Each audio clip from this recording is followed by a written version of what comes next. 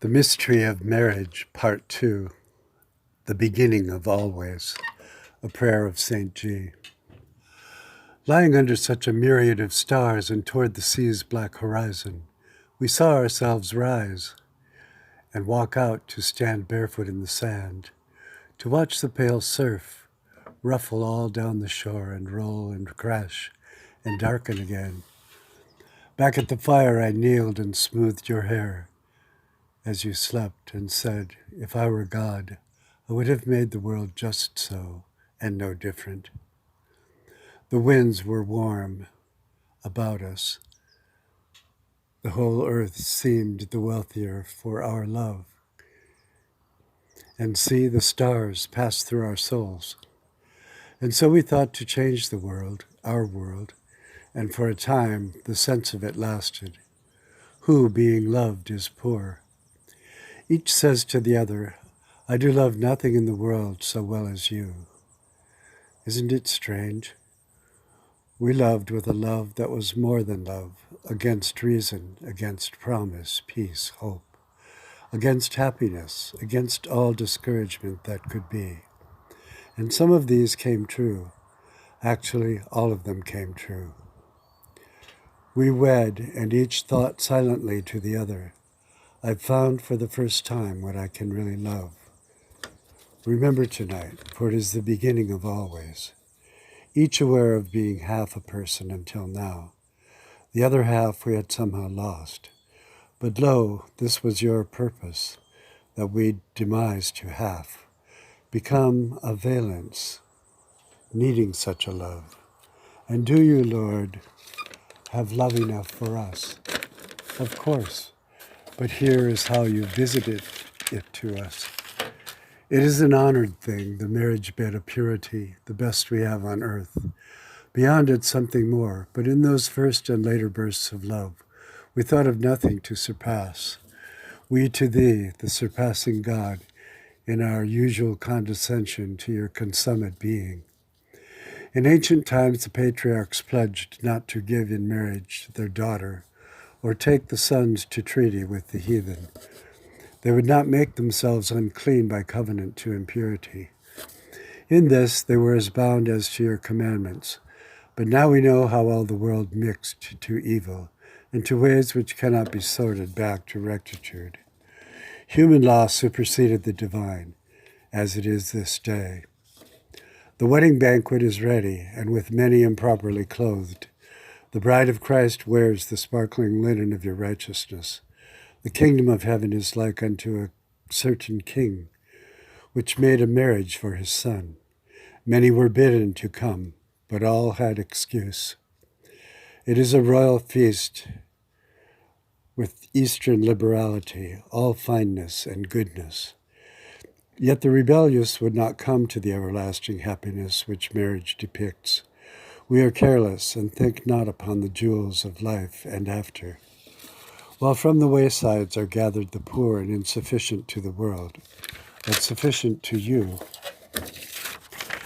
The garment is the sanctification of the Spirit, the bride price for entry to your kingdom.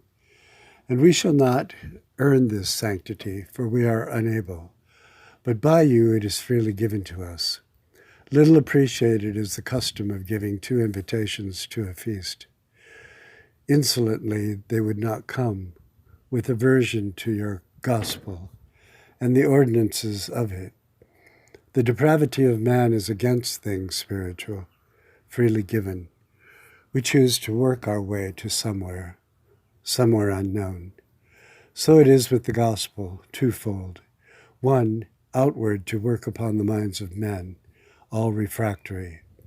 And then the second invitation, the inward drawing of the soul to union with God. This is the growing thing that marriage sees, blessings of grace and even of power to live this difficult life together. At times we see beyond ourselves.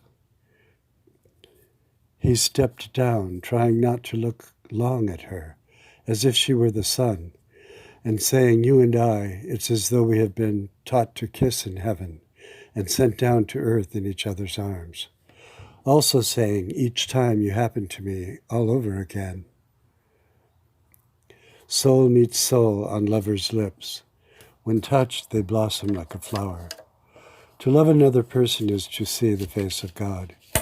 Each dream's awake. You are loved.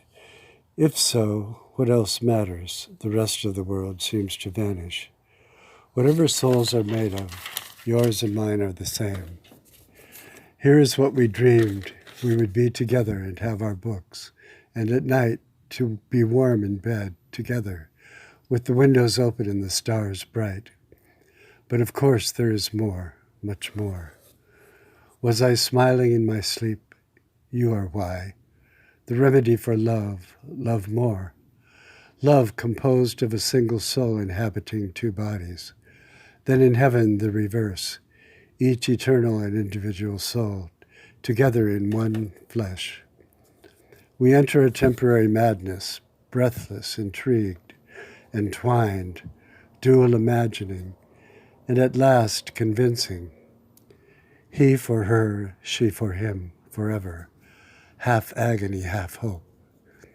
Your soul sings to mine, one heartbeat underlying all we are. You were the sun, and I was crashing into you, for a time falling in love slowly, then all at once. If you remember me, then I care not if everyone else forgets.